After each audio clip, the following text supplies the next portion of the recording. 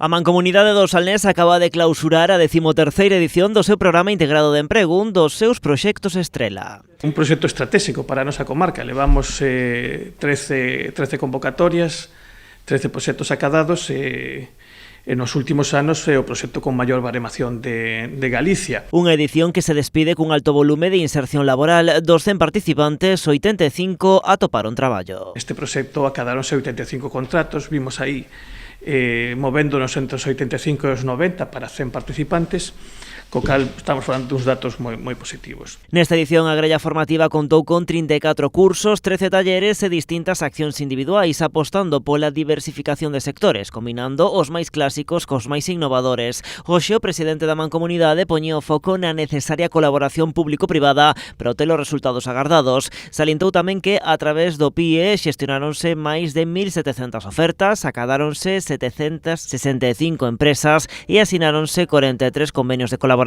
Cando estamos falando de que hai 1.737 ofertas xestionadas, iso quere dicir que dende a Mancomunidade se está en contacto con esas 795 empresas para formalizar, é dicir, parece fácil, pero son 1.700 accións, xestións que se fan con cada unha destas empresas, das 795 empresas, precisamente para pues que as persoas poidan insertarse e xa poidan estar traballando precisamente nesas empresas, non?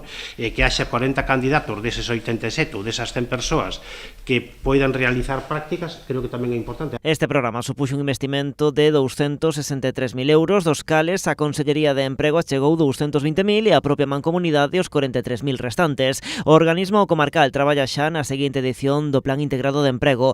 Manterá toda a oferta incorporando un novo curso de Agricultura de Precisión y ortofotometría. Destacar un poco lo que es la parte innovadora de la próxima edición.